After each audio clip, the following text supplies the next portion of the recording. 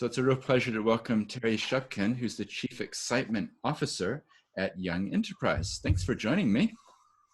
Thanks, Stephen. It's wonderful to be here with you. Yeah, no, it's great. I'm really glad we could connect because I love what Young Enterprise is doing, and in particular, thinking about youth. You know, before we started recording, we were just talking about what does the future hold, and how do people make decisions on what they want to do with their lives, and it's so important to give people opportunities. So I'd love to learn more about that. But in the interviews, I always try to go back in time. So could you just tell us a bit about your childhood and where you were from? So as you can probably guess from my accent, I am American. So I was born outside Detroit, Michigan, and grew up there till I was 13, and then spent my teenage years in Baton Rouge, Louisiana, and then went off to St. Louis, Missouri for university before I came to New Zealand. Wow. So that childhood, that's quite a cold place, right? Michigan in the winter? Yeah. I went from the very cold to the very warm. So Michigan is the sort of the north of the USA. Mm-hmm. Very, very cold winters. Went from there to the deep south, which is incredibly hot. And I forgot how hot it was there until I was there this past January. Right. Yeah. So what are some of your first memories, or what was shaping you as a young person, like even 6 or 7 years old? Were you outside a lot? Were you reading a lot? Yeah. Describe yourself at that young age. So for me, when I look back, so I am multicultural. Most people don't get that. I'm actually half Chinese. And if you ever hear the story of a tiger mom, I had a tiger mom. So, you know, I was raised from a young age to be very disciplined, to study hard. You know, I started playing the piano when I was 5, and from 5 years old, you practice the piano an hour every day. Wow. And I'm very grateful for the discipline it brought into me. And it isn't until you get much older that you realize that everyone has a different journey, and that wasn't necessarily normal for a lot of people. Mm-hmm. What was driving? Was it your mother then who was kind of helping you on that journey of studying and doing piano and things? Yeah, very much. Both my parents were very focused on, I guess, good education. My father has a PhD. My mother was a physiotherapist. So they always sort of drilled into my sister and I the need to have a good education and what that could provide for you in life. Mm-hmm. And for your mother, was she born in China? Had she come over, or had she been there a long time? Or so my mother's Singaporean Chinese. Okay. And actually met my father when she was studying in the UK, and my father was doing a year of postdoctoral work. Ironically, they actually met on a ski trip, which is weird because my mother hates the cold. Right.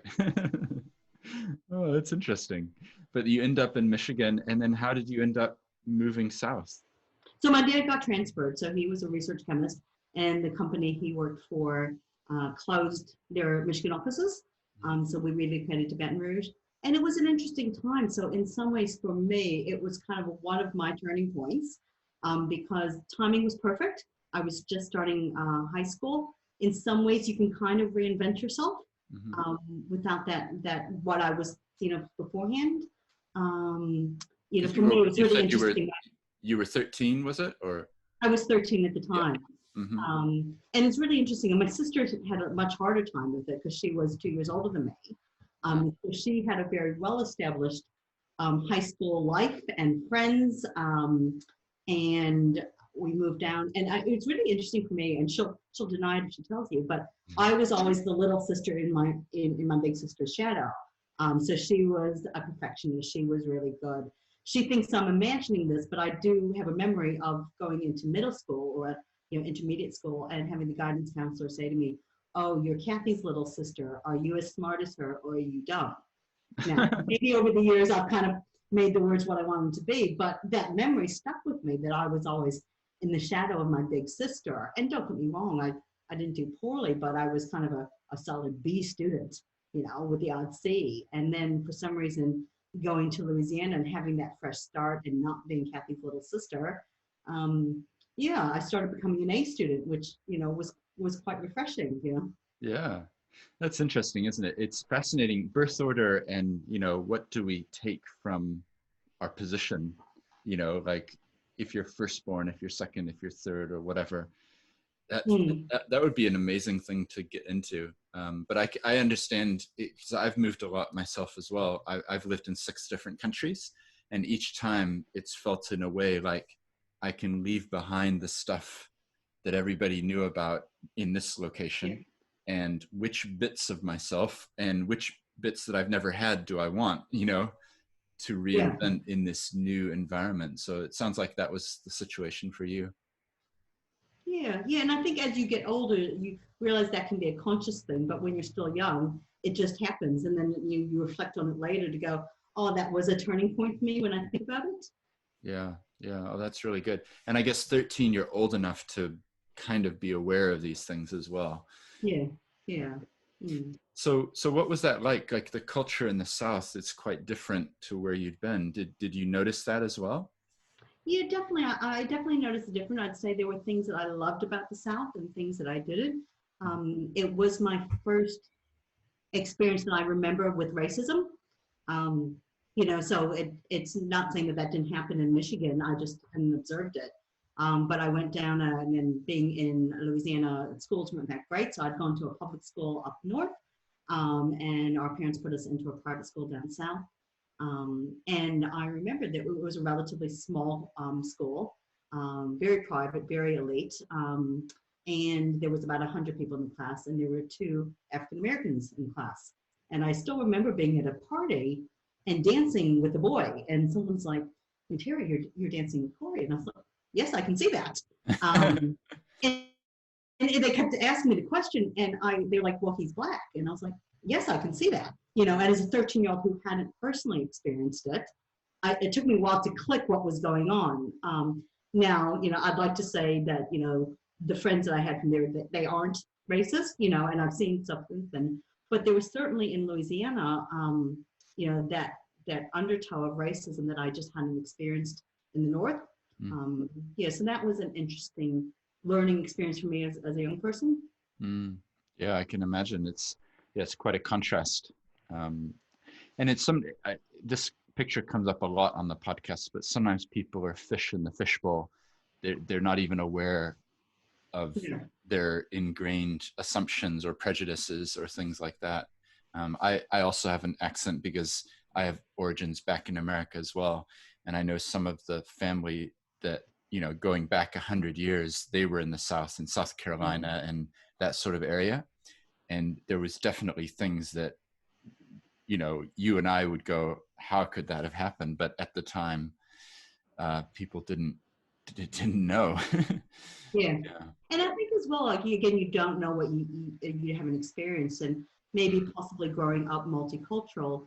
I talk about this with a number of my friends who are also, multicultural, bicultural, which is you have quite a different perspective. I think when you grow up with 2 different heritages, it just seems normal that there are different ways of doing things. That possibly if you didn't have that experience, you wouldn't. So that was almost kind of a learning for me as well. It's like, oh, does everyone not really get that? Yeah. And I think particularly given the fact that I am, as I like to call it, I am a half breed. But most people don't guess it, and almost nobody guesses Chinese. Right. That again, that lens people put on when they talk to me, they assume that I don't have that experience, or I've made my particular favorite. I mean, not that it's happened often, but on odd times I'll get a racist comment about a Chinese person to me. And I have to admit, when I was younger, I used to get upset, and now I leave it long enough to let them kind of like, create a big rope for themselves, and then I make them feel really awkward. Teacher I think lesson. that's probably the best way that they're going to learn is when they start groveling to apologize. Yeah, sure. Yeah. Oh, that's interesting. Yeah, my mother was born in Panama, so she grew up with Wow. Panamanian heritage, and my grandfather was Panamanian. They'd come over when France was building the canal, so this is like 1890s. Anyway, she grew up speaking Spanish, and I think that had a bit of a legacy for me as well, because I grew up speaking some Spanish as well. And I think it does switch your mindset if you're aware that, oh, there's other ways of doing things. There's other types of food, and just the basic things. Yeah. Yeah, and I think you're right. It's not that people who don't grow up with it, it's not a fault of theirs. It's just that that's their experience, which is there's one way of doing things. Yeah. Oh, interesting. So you're getting through your high school years, and Did you know what you wanted to study or what you wanted to do or where you wanted to go? Yeah, so I'm self-confessed math and science geeks. So I love my math, I love my science. So I decided I wanted to be an engineer. And I also had in my mind, because I had that drive instilled in me, that I wanted an opportunity to do an MBA program. So I applied to a number of universities, and the one I chose was one that had what they call the 3-2 program. So in the US, you normally do 4 years of undergraduate, and if you wanted to do a master's of something, it was 2 years. So the university I applied to had a good engineering school, and they had this 3-2 program where you didn't know until your third year whether you got accepted to it or not. But if you did, you effectively did both your bachelor's and your MBA in 5 years. Mm. And so that's why I chose Washington University.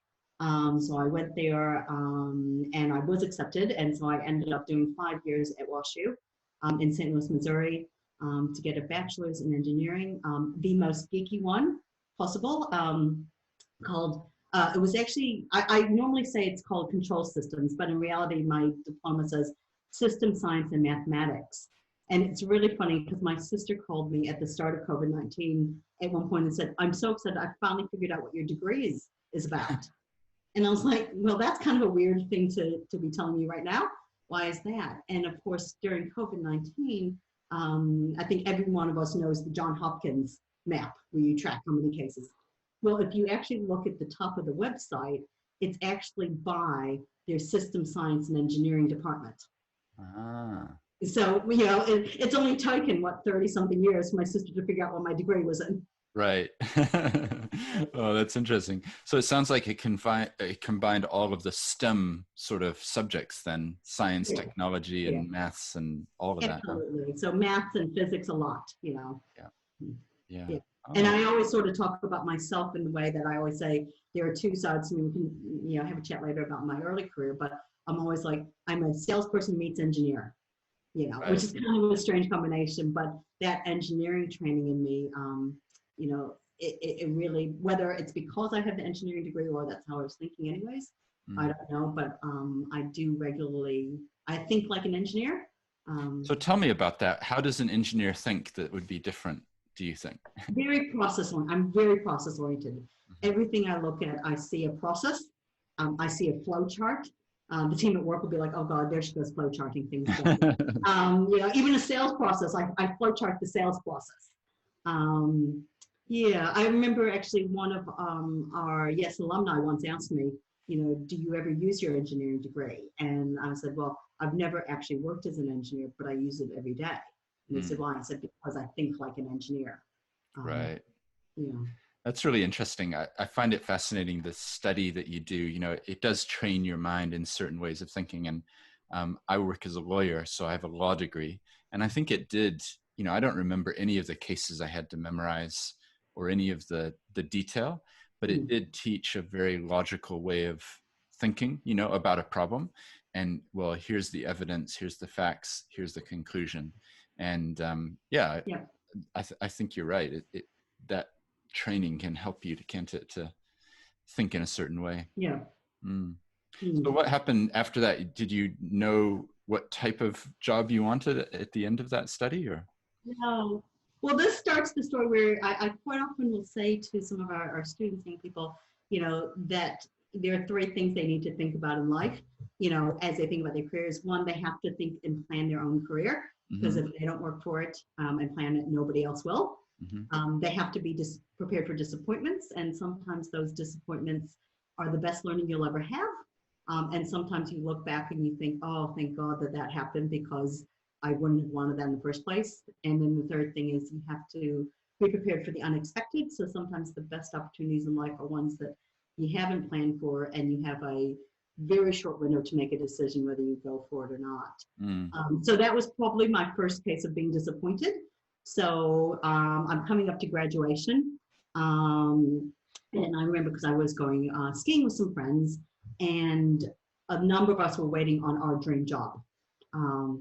Mine happened to be a dream job with Anheuser-Busch in their graduate program, which, you know, kind of dangled the carrot in front of you. You get fast-tracked into executive position. And so we were away skiing, and we all get our calls about whether we got the job or not, and I didn't get my job. Everyone else got their job, I didn't get my job. So, you know, I have to admit, I probably sulked in the first instance. Maybe went out and had a few too many drinks, which I wouldn't recommend. But in the course of that, it was funny, as I was sulking, I ran into somebody I knew from undergraduate who had been taking a year off, just and taking a year off of med school and just to have a break, and was having a chat to him about it. Got back, I was talking to one of my best friends from high school who had graduated and was randomly moving to Florida and was getting a bit of grief about that. And I was sort of giving her this advice going, you know, well, Heather, we're only young ones. You know, why wouldn't you do that? What's the worst that can happen? And I suddenly thought, maybe I should listen to my own advice. You know, my only plan, and I didn't really have a plan B, didn't happen. I'm not used to not getting what I want, because I'm used to, if I work for it, getting it. So then at short notice, I came up with the idea to go overseas. Now, the challenge for me was I didn't have much money. So I had to find somewhere where I could work while I was overseas. And I started looking, and I got the name of a company that helped you get work visas. And they gave me a list of about 8 countries that they could get me a work visa for. And I started looking around. I didn't want to go to Europe, because that was sort of the very typical American thing. That's what everyone else did. I still remember there was Jamaica, but I thought I'd be bored after 4 months. Costa Rica, which I thought, well, by the time I get fluent in Spanish, I'll be leaving. And interesting, so one was New Zealand. So I asked for New Zealand. They came back and they said that we can't get you New Zealand, we can get you Australia. So I said, great, I'll do Australia. And then they came back and said, actually, no, we can't get you a work visa for New Zealand. And I was debating between the two, and my boss at the time had just come back from both countries, and he's like, no, definitely go to New Zealand. And that was about as far as it got in terms of how did I decide for New Zealand. Right. How interesting. Isn't it amazing, the little bits in life, you know, what influences us to make decisions, and you know, that somebody would have been to both and said, you should go there. And so, absolutely, okay, I'm doing it. and I also look back and think that was the first job I didn't get that I'm really glad I didn't, with the power of hindsight, because, you know, who would want to sell bad beer the rest of their life? Right. Well, this is probably, I'm sure you use it as an example for people, young people that you're talking to, right? That sometimes things don't work out the way you expect. And then you shoot off in this direction, and it's only with hindsight that you realize how valuable it is, and how fortunate it is. I have my own version of that story, which is I was in law school hoping to get a summer clerking job at a big law firm, didn't get it. And so instead I moved to Japan and had an amazing year in Japan teaching English, you know, learning the language, traveling around, eating food, and as a 21-year-old experiencing a different part of the world that I never would have gone to. And so with hindsight, you know, when I got the equivalent of your phone call, it was devastating. But looking now, it's like, actually, that was probably the best thing that could have happened. Imagine who I would have become. Yeah, because you never would have gone there if you hadn't accepted. Yeah. And with your mother's legacy in terms of Singapore, did you ever think of exploring that and kind of going to Singapore, or not really? Yeah, no, not really. It just didn't even dawn on me. Yeah.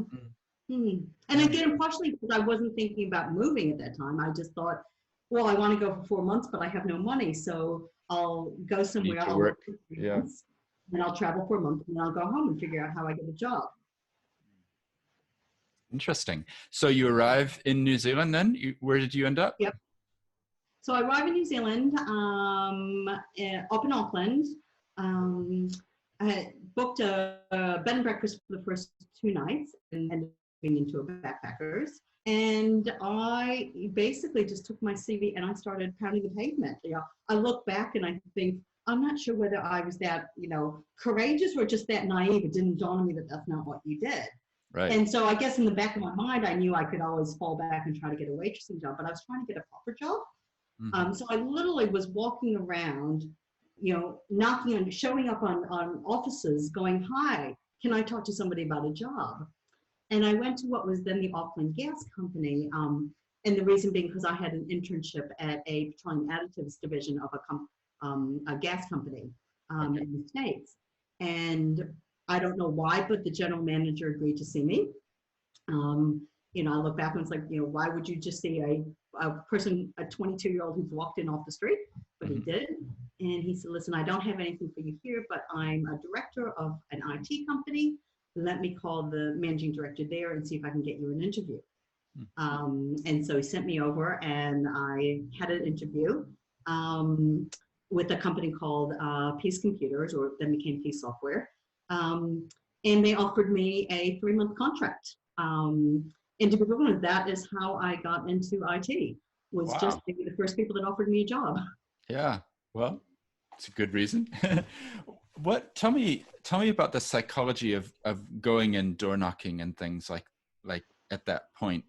Was it simply you didn't have anything to lose? I'm just going to go out there, or because it takes a certain mindset to do that. I'm just curious to understand that for then the listeners as well, because I think oftentimes we don't back ourselves enough to put ourselves out and allow ourselves to potentially be rejected, but it can be a useful tool, right? So, Absolutely. And it's funny. So I think I'd love to say that I did it because I was courageous and I had a lot of self-courage and I had a lot of confidence.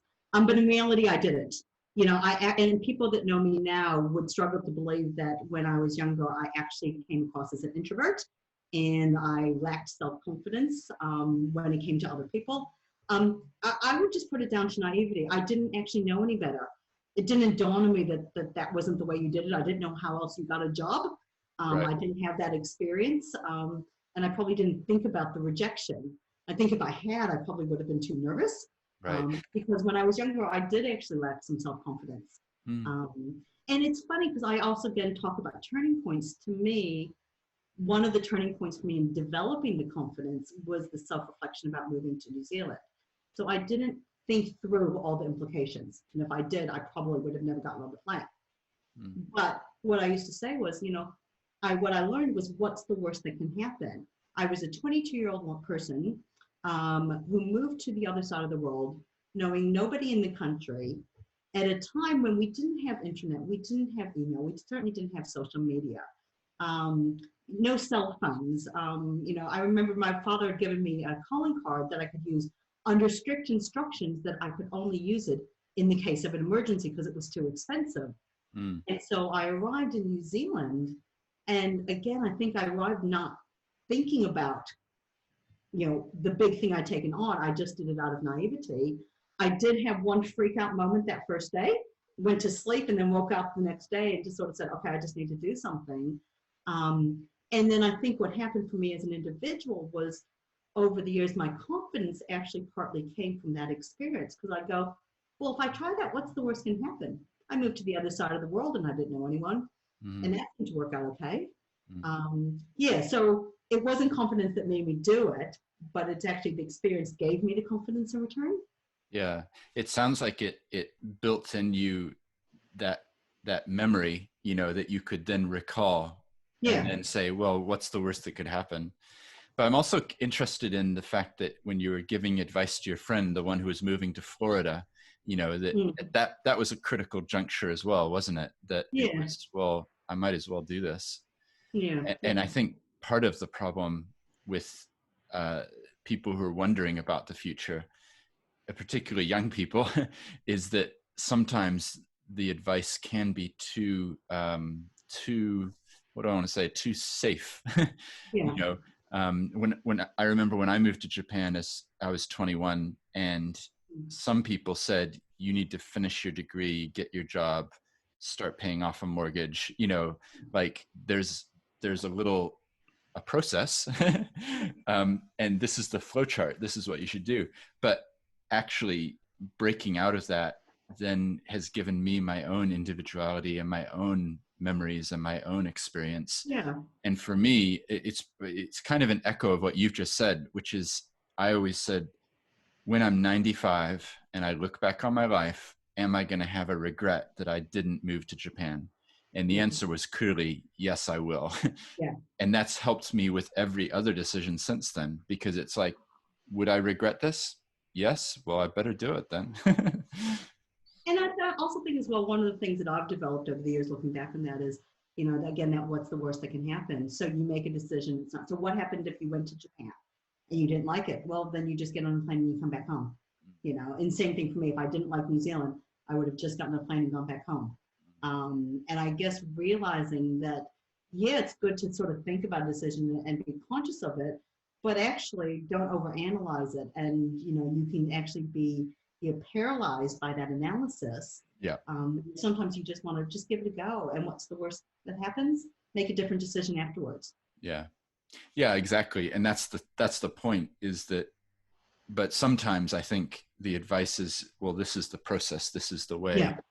And we follow it too strictly. And the thing I worry about sometimes is for young people, if they get into a certain career path or study, and they never actually step back from that and have the sort of OE experience, which you and I both had, it sounds like, to actually think, well, who am I? You know, it's kind of a basic question, but if you're studying right through and then you're studying at university or, you know, whatever other thing that you're doing, and then you're getting your job, and there's never actually that break or that time to reflect and go, what drives me? What do I enjoy? Where should I head? You know, and as you said, you're in charge of the ship. Where is it It's going? funny you say that, because I always say I've been fortunate in my career. The first time was unplanned, the second time was planned. I've taken 2 career breaks in my life. And I always say I highly recommend that for anyone that can afford to. That also leads into my why you need to be good with your money conversation. But you know, 2 times I've taken 6 months off, and given me a chance to reset and rethink, what do I actually want? And ironically, the first time I thought I wanted to leave the industry I was in, and after 6 months, I couldn't wait to get back into it.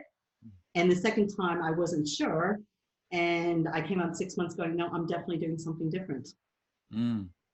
Yeah, it's interesting. Well, it's all stages, isn't it? It is. So we're here in New Zealand. How did that come about in terms of, you know, you've got family back in America. Personally speaking, I have family there as well. You know, it's a big draw card is to go home. When did you feel like New Zealand was becoming the place that you wanted to settle and be? Yeah, so it was a hard one for me. What I like to joke about is I kept saying, oh, I'll stay for another year. And 1 year became 2 and 2 became 3. And when I hit 10, I stopped counting. You know, it was challenging for me because, yeah, the whole family was back in the States. And let's just say it wasn't embraced. So I was cut off for many years from my parents for the decision to be in New Zealand. So now, did that create my you know, I'm not going to have you tell me what to do, pushback? And it was hard to talk about for many years because it's hard to sort of say I'm estranged from my parents because people have this assumption. And don't get me wrong, you know, my parents, you know, gave me a great upbringing, great childhood. I'm forever grateful. And ironically, after 27 years, we've only just reconnected. But yeah, it was an interesting dynamic for me personally, which was some of that might have gone away if I just did as I was told and moved back to the US. You know, but there's, you know, wider things at play there. But yeah, it was interesting because I had no family here, you know. You know, I'm very close to my sister and my auntie, but they were all in the US. And, you know, my sister also struggled with me being so far away, given we're so close. Yeah. Well, personally speaking, I completely identify it. My wife's from the UK, so her family's all over near London. And then my family, they've kind of moved to Hawaii now, which is a nice place to visit, but it's still far away. So, yeah, I hear you. So what was it about New Zealand then that you thought, no, this is the place that I want to be? Was it the outdoors? Was it the, you know, the opportunity in the jobs, or? Yeah. So it was probably a combination. So I think there was that confidence where I remember writing a letter to a friend and going, you know, I struggled to get a job. Well, in fairness, I didn't apply for that many, but I didn't get the job I wanted in the US. And I came over here and they seemed so impressed with me. I got a job within like a day or two by knocking on doors. So there was probably, I thought there was more opportunity for me here. But then I loved the balance. I loved that you could have everything in a small space. So I always felt in the US, you chose something. I choose to live in a city, or I choose to be in the outdoors, or I choose to be, being able to go on the water or the mountains. And when I was younger, I used to ski a lot, and I used to sail competitively. And I remember talking to my sister one time and saying, "Oh, listen, on the weekend, I'm doing this, and I'm going skiing, but just for Saturday because I have a race on Sunday." Um, and she knew when I said racing, it was sailing. And there was sort of this pause. She's like, "When did you pick up water skiing?" And I said, "Well, no, I'm not water skiing. I'm snow skiing."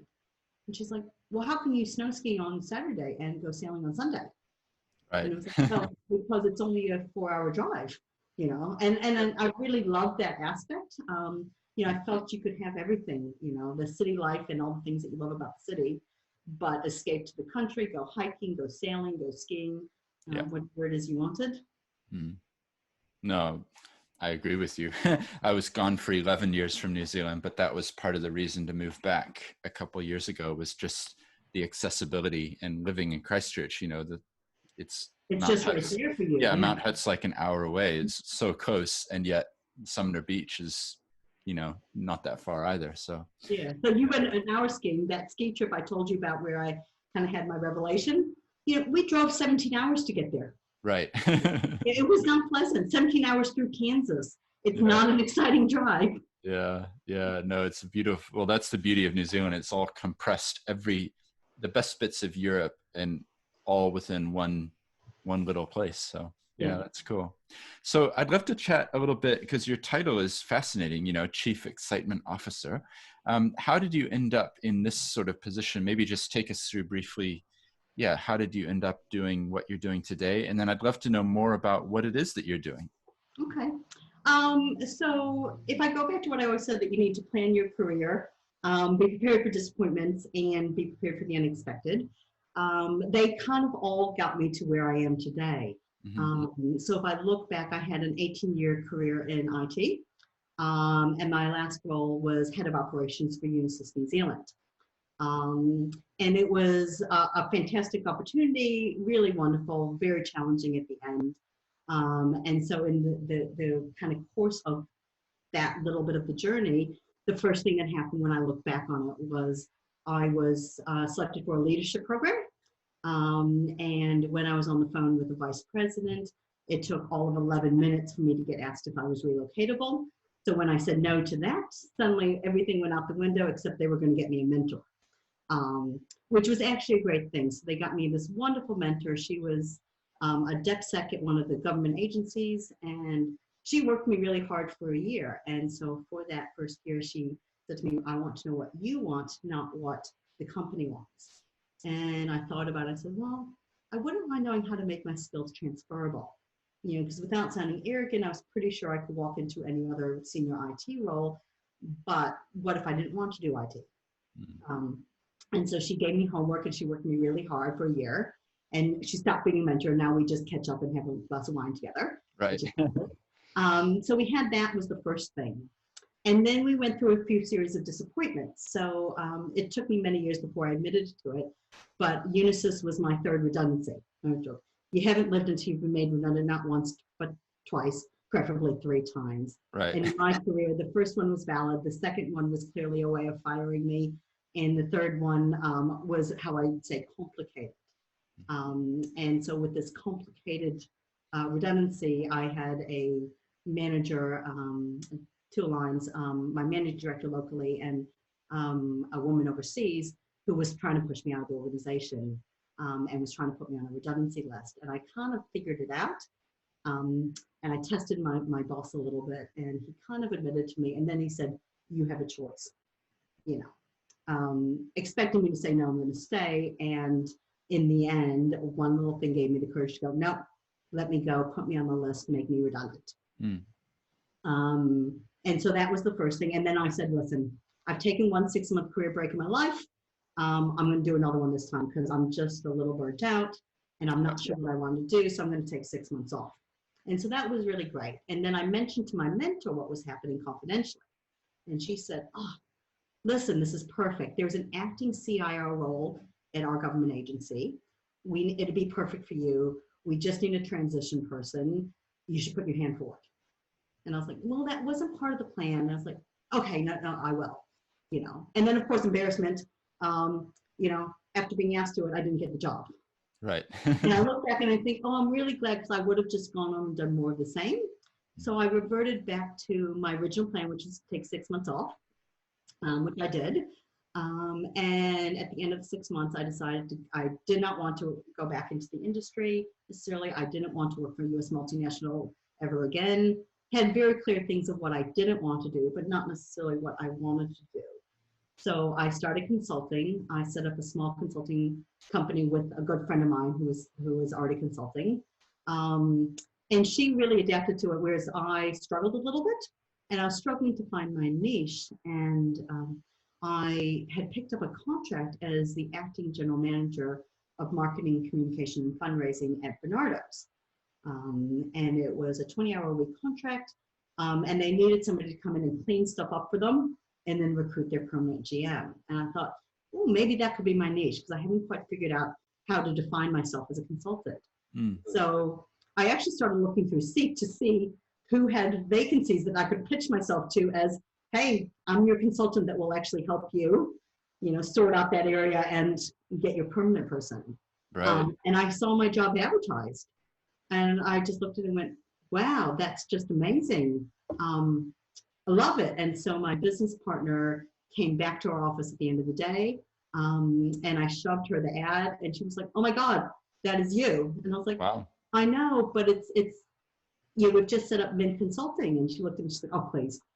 We're two private consultants who spent a couple $1,000s to create a brand so we look bigger than we were. We've got office space on a month-to-month basis. Just go for it. And so I did.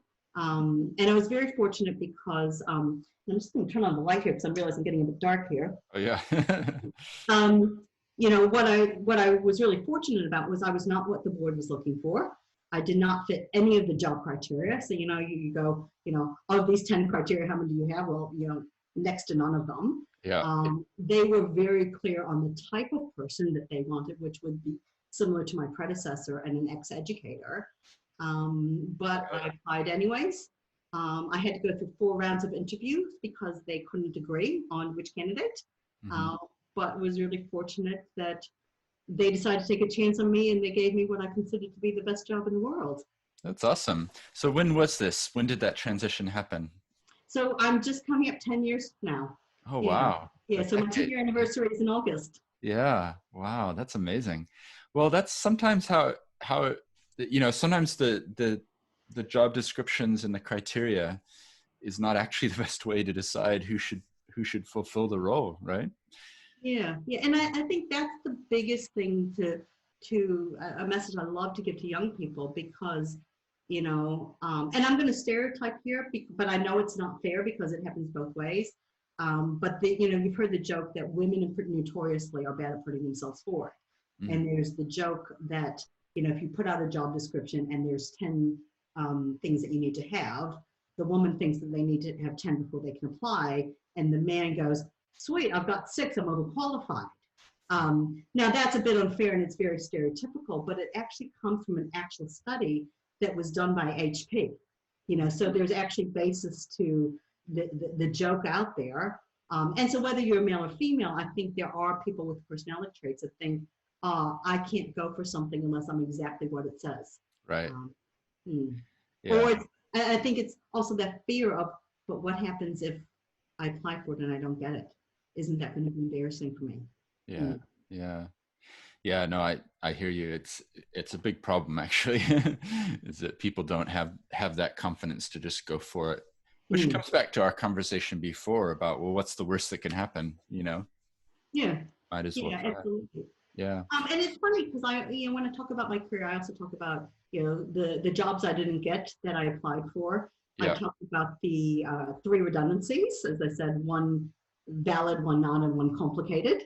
But I also talk about the 2 big promotions that I got, where both times when I applied for it, the first time I didn't get it. And that's an interesting dynamic when almost forced into applying for a new job, which is applying for promotion within your company. that there is a tendency for some people to be embarrassed. Well, what if I don't get it? And how awkward is that going to be? Mm-hmm. And what if people find out that I applied and I didn't get it? Right. And again, I think that you're putting your own lens on it. And the first time was a promotion to sales manager, and I didn't get it. And the lesson I got there was really good because my managing director was astute enough to pick up on the phone, because he was based in Wellington, I was based in Auckland, that I was about to sulk, as I would say it. So he called me to tell me I didn't get the job. And I obviously was just a bit quiet. And he paused and he said, listen, Terry, your potential is not why I didn't give you the job. The reason why I didn't give you the job is the following reasons. I think you have the potential, but how you handle this news will determine whether I ever give you that job again. Yeah, and that was probably, while it felt like he was pretty much reaching down the phone and slapping me across the face, it was exactly what I needed to hear. And so as I like to say, I put my big girl pants on, got over, my disappointment, worked really hard, and it was less than 6 months later that I was offered the sales manager role in Wellington without having to apply. Right. Yeah.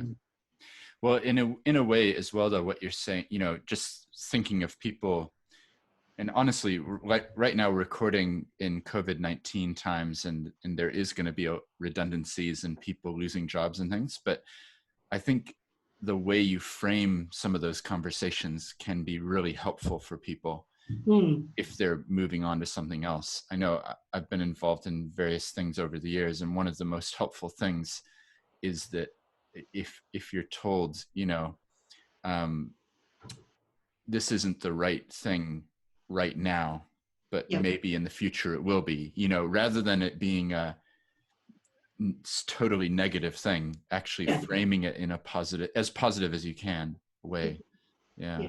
And it was interesting in that case, his reasons, I understand it. I think he probably went too far, but his rationale was that he didn't feel a salesperson could manage the salespeople they were previously peers with. So he had a belief that to move into a sales management role, you had to move. I see. Yeah. And in fairness, I probably wasn't ready for a sales manager role. So he also gave me some other things I needed to work on. And then it was interesting because, again, a bit of serendipity. What happened was he had picked up, it's going to sound strange, South Africa as a territory. Don't ask me why, but you've got a country manager who has New Zealand and South Africa as a territory. And other than the rugby, I'm not sure what the connection is. Southern Hemisphere. But being young and ambitious, in my mind, I thought, I know that he says I need to move to do it. So I actually put this really big proposal to him about, okay, so here's the thing, Andy. You've got South Africa. I want a sales manager position. I'm good. I know how you work. I will look after what you need to look after. And you need somebody over there that you can trust because you're not going to be there. So, put me out there. Give me my sales manager role. Give it to me for 2 years and then bring me back to New Zealand. Right. And having this conversation, and, again, serendipity. I'm really fortunate that the sales manager in Wellington, thank you, Phil, resigned during these conversations. So, part of it was I was showing that I was still interested, but I listened to his advice and I was willing to move. Luckily Phil resigned and I came down to Wellington instead of going to South Africa. Yeah. Wow. Well, I like that word, serendipity. Sometimes you can't see it coming and things happen. So the website for Young Enterprise says, inspiring students, unleashing leaders. Yes. Can you just describe a bit more about how you're doing that? What's going on? Yeah. So a Young Enterprise, it's just amazing. I'll be honest. It's the most rewarding thing I've ever been involved with. And so for us, what we are trying to do is basically inspire young people so that they can be successful in both business and in life. So we very much talk about unleashing your entrepreneurial spirit. And that doesn't necessarily mean creating entrepreneurs. In some cases it is, but in some cases it's creating that spirit within you that's going to make you more resilient, more innovative, and therefore you might be more, not just able to get a job, but better at those jobs you have. You might be more successful in those jobs because you can help your companies grow. It might be the other end of the extreme where you become an entrepreneur and you create jobs. Or you could be something in the middle. And I think COVID-19 is a classic example where I think you used to think of it as one or the other. You're either helping people to be great employees or you're helping them to be great entrepreneurs. Whereas you've got this new normal where there might be a lot of people that have what we're calling the side hustle. And it could be just because they have a passion and they haven't quite wanted to make the full jump into entrepreneurship. Or it could be that they find a situation they're in right now that they need extra money to make the ends meet because they've been taken down to 80% salary, or they haven't been able to get the paying job that they wanted. So they need to supplement their employment with something else. So that's kind of the ethos of what we do. Mm-hmm. And so regardless of what you do, all of that needs leadership. It needs leadership at a personal level and a business level. Now, does it mean all of our young people, we're trying to make them the CEOs or the chief excitement officers of big companies? No, but everyone in their own right is a leader, and that leadership skill is as much about what you do for other people as what you do for yourself and your whānau and your community. I like that emphasis because I do a lot with startups and helping people at the beginning of their entrepreneurial journey. And quite often they're young people starting out. And sometimes I worry that the accelerator programs and the emphasis on the training and everything is so much on finding the unicorns, the ones who are going to be the next Zuckerberg. They're going to create $1 billion company. And if you don't achieve the $1 billion company, then somehow you haven't made it. Because we want more rocket labs and we want more, and there's becomes this pressure, I think, on people who are starting out that if I don't make it with like huge, then I've failed. And I think it's the wrong emphasis because the actual, we need people, first of all, we need all types of businesses. We can't all be the next Facebooks. So that's the first thing. But then the second thing is we actually just need good people who have character and who go through, and maybe they're not on Time magazine or they're not on this, but I do worry sometimes that there's a culture, particularly if you go to pitch evenings, and angel investing, and it's all good. It's just sometimes there's this emphasis too far on you're the next big wonder kid, It's interesting. We created a pretty picture a few years ago because every organization needs a pretty picture. And every pretty picture needs to be a triangle or a circle just because they're easy to draw. Right. So we went with a triangle. And we talk about it being our pyramid. And what we have is we have a pyramid with layers. And if you can picture as I'm talking, the base layer of the pyramid just says work ready and in demand. And then the next layer talks about being an internal innovator because nobody likes the word entrepreneur. Then you talk about startup addicts. Then you talk about CEOs and founders. And then you talk about disruptors. And we created that on the basis of trying to say that what we do, I guess, addresses two ends of a spectrum and everything in between. I remember when not long after I first started, one of our largest funders said to me, you're our favorite. I was like, oh, fantastic. Why? And he said, because we find a lot of things, and most things either for young people support the really disadvantaged or the really high achievers. You're the only thing I've seen that actually the same thing supports both ends of the spectrum and everything in between. And it's funny, so when we came up with the pyramid, we had a couple of videos that students had done for us. And one of them was a very successful entrepreneur, and she's like, listen, I decided to become an entrepreneur because of Young Enterprise. And that's fantastic. And that's what we talk about. That's sort of people seeing that the top of our pyramid, but the base of our pyramid is just as important. And this video came through from a young woman in the Hawke's Bay, and I didn't even know it was coming. And in this video, this young woman says, well, I used to be really bad at going to school. I skipped school all the time. My attendance was really poor, but I started doing Young Enterprise, and I love my Young Enterprise class. So now I go to school every day. Now, tell me, which is more important? The young woman who we changed her life because now she's going to school every day and the flow-on effects that would have, or the other young woman who is an entrepreneur and will go on to create jobs? And I guess my answer is both. And maybe we're fortunate that what we do, we can see both, and we use the pyramid as a way of reminding ourselves that one is not right or wrong, but it's that combination. And so, our view is the more people we can capture to hit some experience, the better. And then some we might push up to become the people that go on to the accelerated programs you're talking about. And if we can create a few more of those, that'd be great. But actually, just everyone else is just as important to us. Yeah. No, that's really good. So that's we're doing it by video, and yes, absolutely. That's it, right? Our pyramid. Yes. Yeah, it's great. What we'll do, because the podcast is audio, but I'm recording the video as well. So what we'll do is put links into the show notes. So if people are listening right now, they can click through, because this looks like it's in your annual report, I think, about what we do. So we'll put some links. Cool. But yeah, I like it. There's lots of nice graphics and pictures there showing what's happening, and And so we just put our 2019 annual report online today, so I'm not sure if you're looking at last year's or this year's. I just clicked on and it said annual report 2019. Is that perfect? Correct? You would be one of the first ones. Oh, there we go. I feel privileged. So just talk us through what's the elevator pitch, or who are the key people that you're trying to help? What ages are they, and what are you seeing? Yeah.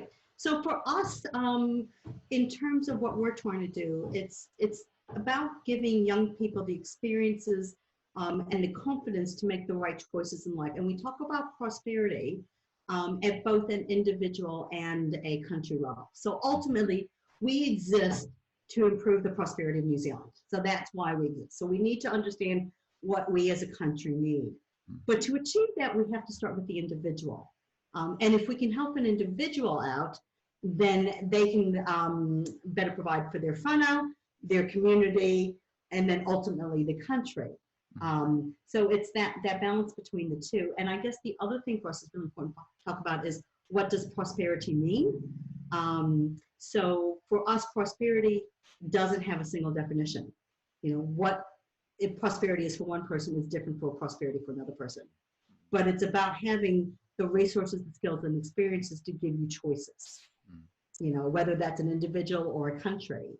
And so for us, to your point, prosperity for somebody might be, about, being an entrepreneur running a 1,000-person organization, and having, a nice house and a flash car and a badge. It could be that I'm a social entrepreneur and I've made a really big impact in the area that I'm trying to change in the world. It could be actually, I just actually have enough to give my family choices about what we're going to have for dinner today. So what prosperity means to you is going to be different to prosperity for the next person.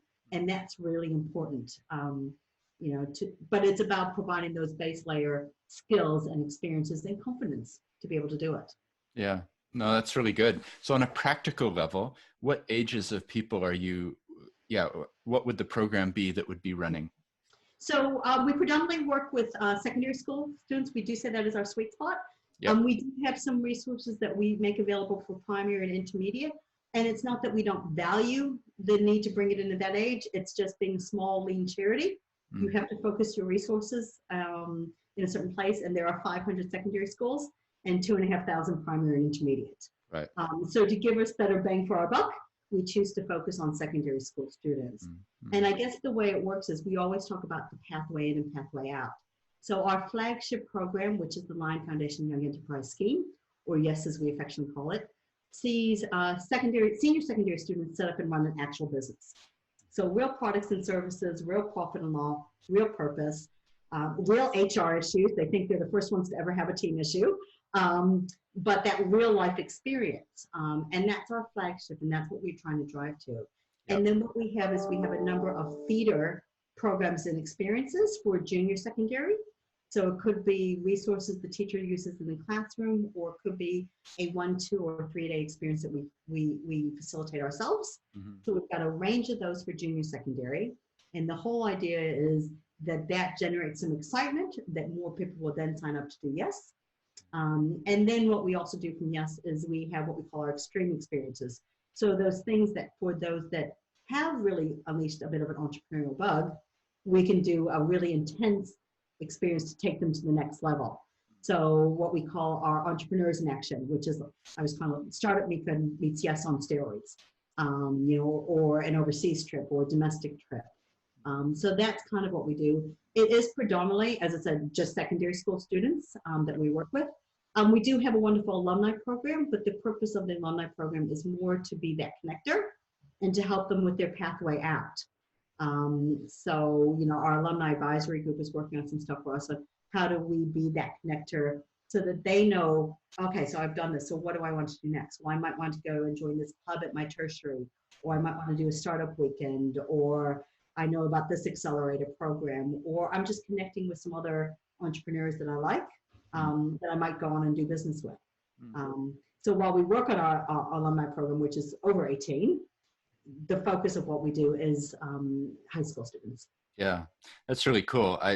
My first experience probably was maybe, well, before lockdown, a couple months ago. I think it was February, and I walked into ARA down here in Christchurch, and did you kickstart with us? The gym there, you know, and I walked in and I was doing the speed mentoring, and I walked in and there's just hundreds of young people there, and they're all in their little groups, and yeah, we had like 5 minutes or 7 minutes or something to go group by group, and then they just said, well, you know, what's your idea, and then we would give them feedback on whatever it was.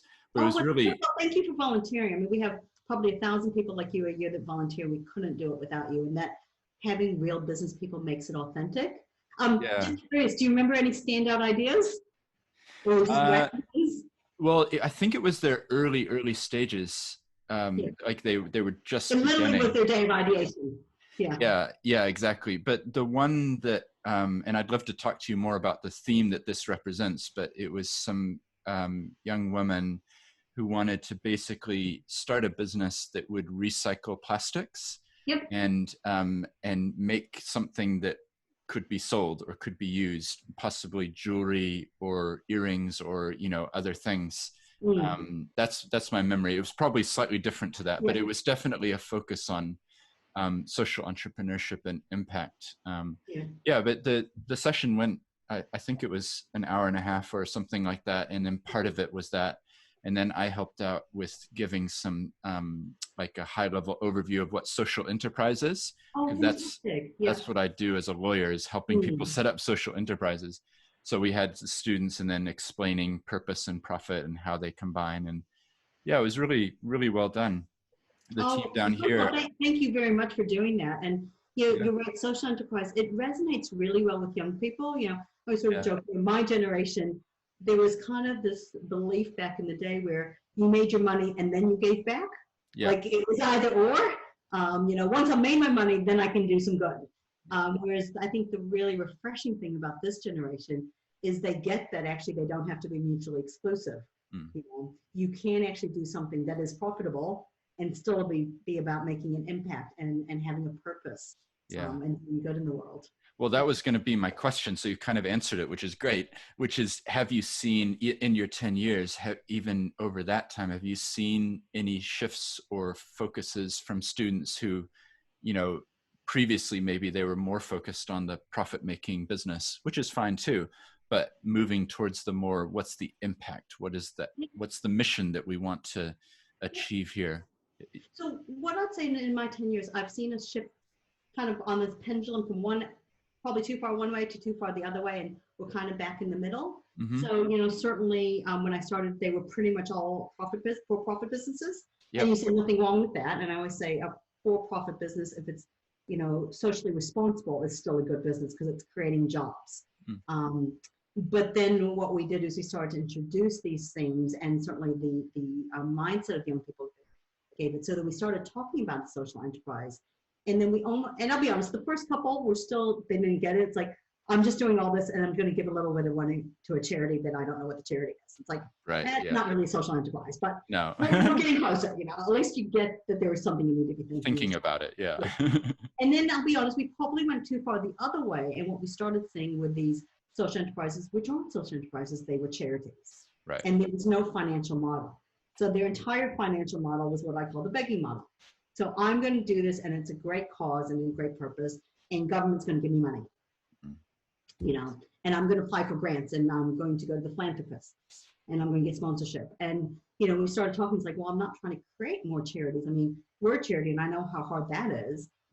We have an issue with too many charities in New Zealand. We've got 27,000 charities and something like 120,000 not-for-profits. For the size of country we are, that is too many. And the issue is for those, when we went too far the other way, what we're seeing is the young people not thinking about, well, how is this financially sustainable? And what I'm really pleased to see is that we're coming somewhere back in the middle where people get that profit and purpose can go hand in hand. And so we very much talk with our students about the quadruple bottom line and the four areas of sustainability. And yes, there is social responsibility, there's the environment, and there's cultural sustainability. But actually the first one is financial sustainability as well. Because if you're not financially sustainable, then you can't actually deliver to your purpose, because you can't pay wages and you can't pay your rent. And if you have a situation like COVID, you can't survive more than a couple of weeks. And so that's why it's really important that they're married and coupled together, not mutually exclusive. Oh, that's really good. I'm glad to hear it. And I think, well, certainly when I was there, that there was real interest among the students, and the ones that we chatted to were very understanding that we have to trade, we have to have money to make us sustainable, but we have a bigger purpose than just how much our profit's going to be. We've actually identified a pain point, and we have an impact-driven business that's working in that area. Separate to this, and in the show notes, I might put some links to some things that I've been writing on this, because it may be that it would be helpful. So I do quite a lot with Akina Foundation. Yeah, I know. Lucy tells me you're just absolutely fabulous, everything you do there. Yeah, and one of the things was a report last year, about a year ago now.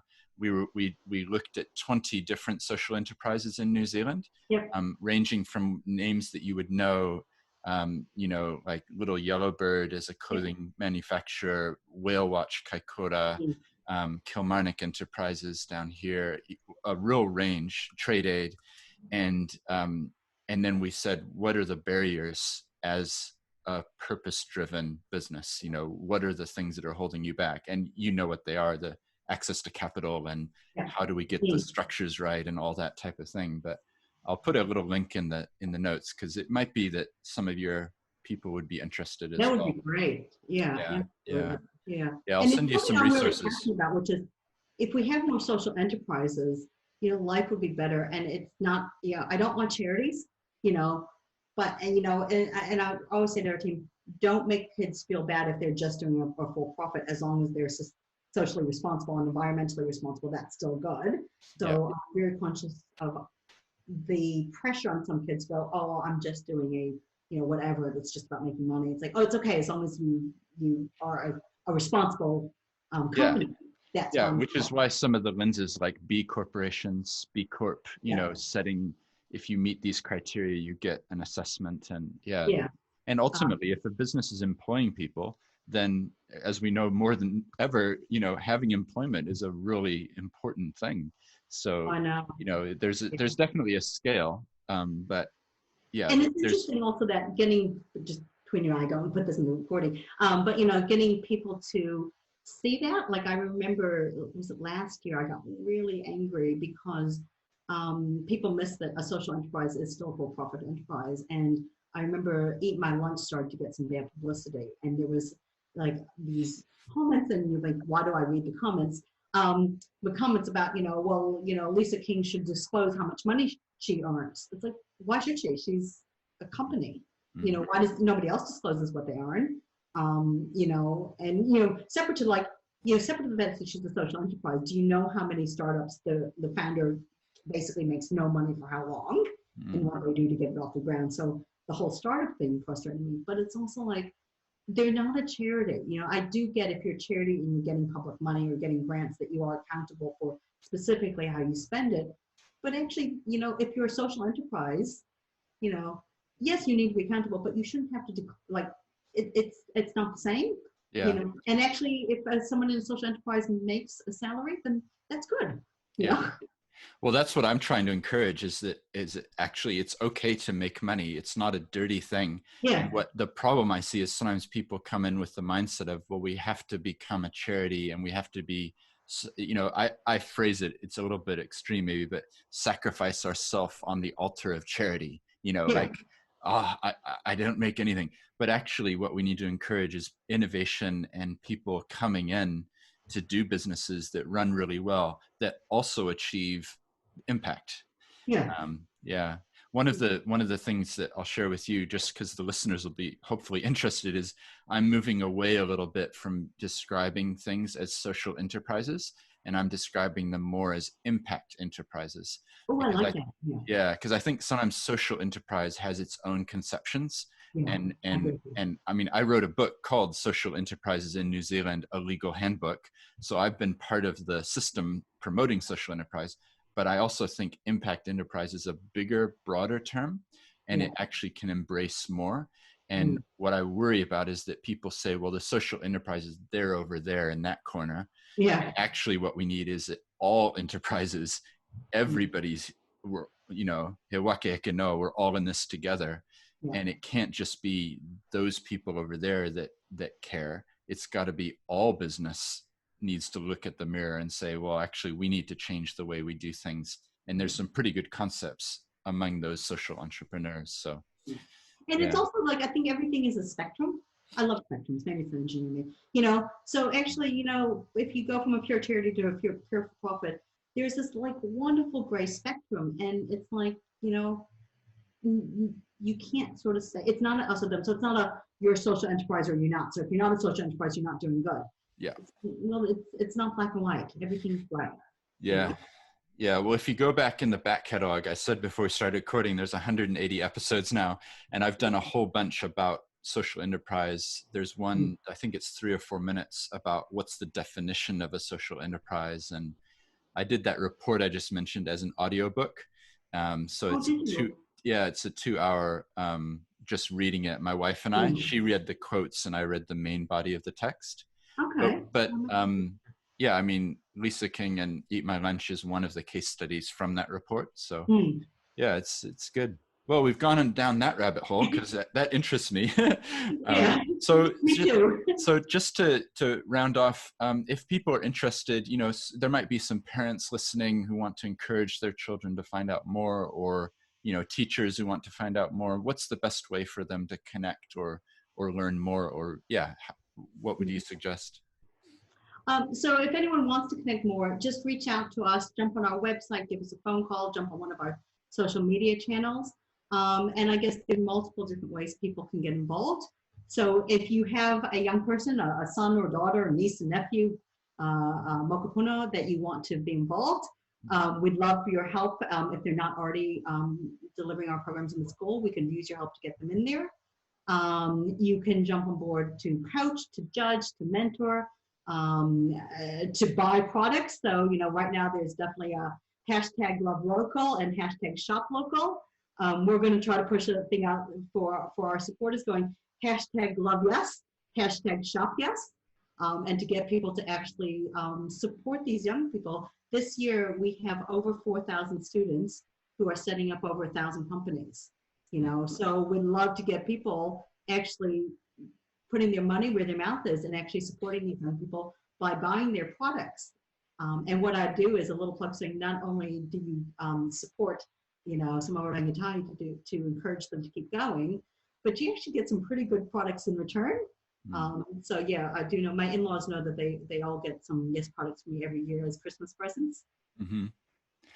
Well, that's really good. And the thing that I really love is, you know, you and I, hopefully in 15 years, 20 years, you'll be able to look back and like what I'm trying to get to is you probably don't see the immediate effect of what you do, but the impact of people having this experience at that young age, I'm sure is going to pay dividends, you know, a decade or 2 decades from now when they're 35 years old and they say, well, I set up my first company 20 years ago.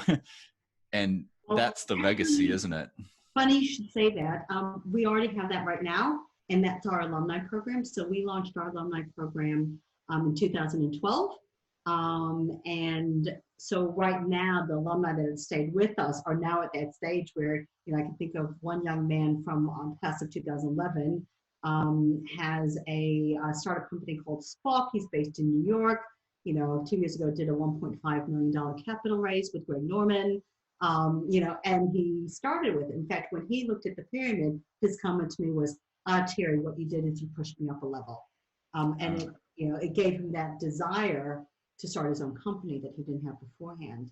Yeah. But actually, the reason we started our alumni program was because when I took on this job, a very good friend of mine, Robert, who I used to work with, said to me, oh my God, you did Young Enterprise. I loved it. It was my best thing in school. In fact, I still have my product in my annual report. And Robert's my age. I was like, Robert, why do you still have something from school? That was right. But it started making me think, and that's why we launched the alumni program. And so what we do have is we have lots of stories of not just the students that I've gotten to know over the last 10 years, but the previous ones. So we talked earlier about Lisa King. She's a proud Yes alumna, so she did Young Enterprise when she was in school. Rachel Tolole talks about how she did Young Enterprise when she was in school. That's cool. C.B. Woodhouse, Stefan LaPionka, all these wonderful entrepreneurs who have actually said to us, that I started with Young Enterprise. In fact, we just did our second annual alumni survey last year. And so we released it. We had just over 300 respondents. 21% self-identified as an entrepreneur. Of those, 90% said that Young Enterprise was one of the main reasons they became an entrepreneur. So we played a part in that journey. Between them, they had set up 263 companies, of which 160 are still active. 122 of them were considered social enterprises. And we asked them to estimate the number of people they've employed in that time. And that cohort alone has employed between 2,700 and 4,600 people. Wow. So we're already knowing that impact that we're making. That's awesome. Yeah, well, having statistics and being able to give real life stories, it gives, the credibility goes so much higher, doesn't it?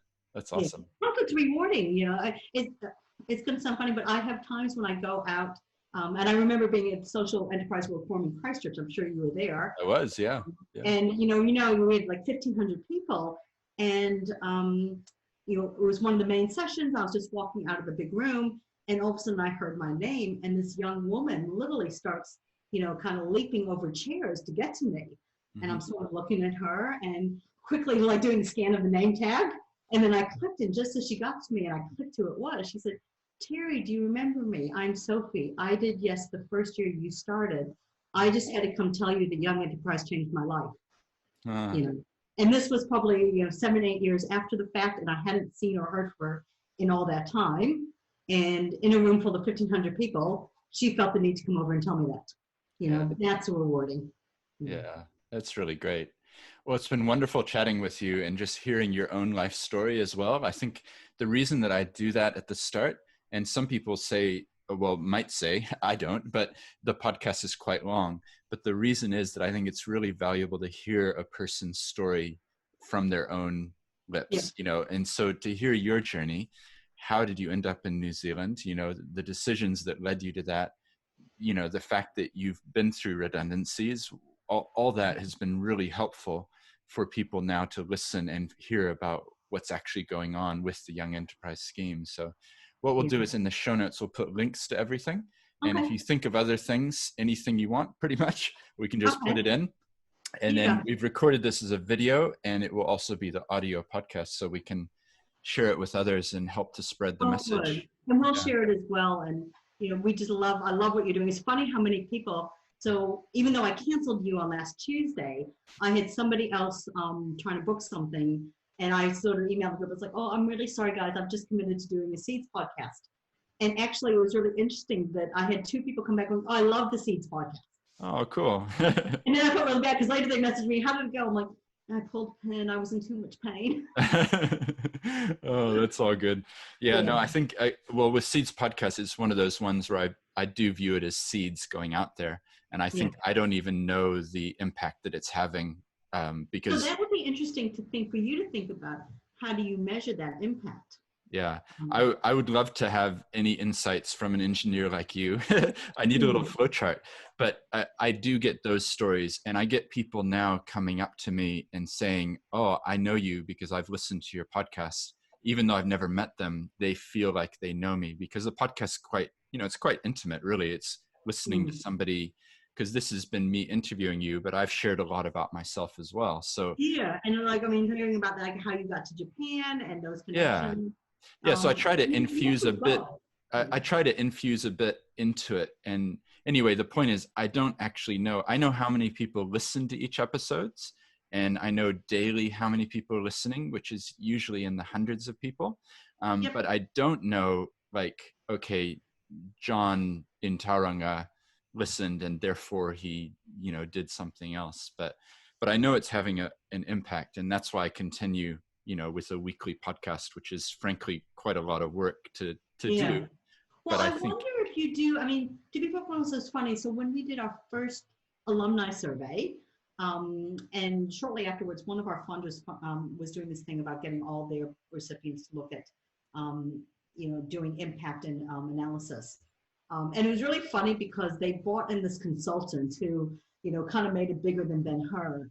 And I was there. And then actually the consultant goes, well, I just thought I'd point out a really great example. Like, Terry, you guys had this alumni review, our 2013 one, which was fantastic. So do you want to talk us through your, and made it like it was a big process. And I just kind of was sitting there going, it wasn't that complicated. We kind of came up with some questions and we tested it with one person and then we just went out. we sent it out. Yeah. And so what I'd say is that I think the difference is, I kind of start with that process, like, and being an engineer, I'm not a creative. So I think creatives build.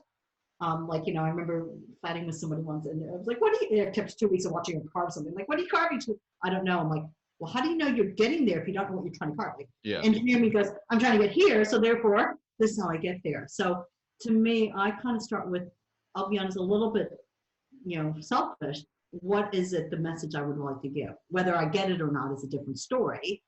But to me, these are the things that would be useful to tell if it were true. Yeah. And then you just craft a couple questions around that and you send it out, So, to think about what would be useful for you to be able to say. So like, for example, for me, to be able to say, 21% were entrepreneurs, 90% said it influenced their pathway to become one. This is how many jobs.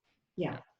So that was kind of a thing I thought that's going to be a really good point. So we're going to ask the question and I may or may not like the answer, but that's a thing. So I would say, think about if you had those things to think, what are the 3 things that Seed Podcast is making a difference because, X number of people do that. And maybe it is just a simple question is, have you done anything as a result of the listening to a Seed Podcast that has changed? And maybe it's my personal life, my professional life, made me want to be an entrepreneur, so come up with those things and then just put it out there. And then given you've got such a following and make it short, make it simple. Yep. That would be my recommendation. This is good advice. Thank you. Yeah. Yeah. I have to say it's that. So hard. I mean, because I'm the same with you. It's really hard to figure out how do you measure impact. And the purist would go, that's not statistically correct. And I'm like, you know what? Who cares? Yeah. Yeah. Well, this is real. We're just finishing up here, but the last story from my perspective is I had an email from somebody. So I interviewed somebody and we knew that he had cancer and he died 2 months after the interview. And then about a month later, I got an email from his son, and the son wrote to me and said, thank you so much for recording my father's life. We didn't have it recorded and now we do. And now I can pass it on to, the next generation. And of course, in the interview, we're both kind of crying. I was going to say, that's like that's definitely an awe moment. Yeah. But that's given me the energy to continue on. So, I've interviewed people. I interviewed a 90-year-old nun who's been working in hospice care for like 70 years, incredible legacy. And so I see the value in doing it I don't need the validation from other people to just keep going. So that's good. But it might be nice because it would sort of bring in that loop of like other people wanting to be involved in like they said, oh, actually, that's why I want to jump on and listen to the seeds, and, Yeah. for example, when Rachel said to me, oh my God, I love seeds, I probably should have asked her. In fact, I might do that for you. I Yeah. wouldn't go back and ask her why she loves it, That'd be great. Yeah. Well, any feedback's welcome. All right. Well, Yeah. thank you so much. I really appreciate Oh, your well, time. thank you. I really enjoyed it. Yeah. Oh, good. Yeah. It's a Friday evening now. So, just want to say thanks so much for coming on the show. Thank you so much for inviting me. I feel honored and look forward to seeing what you come up with. Yeah.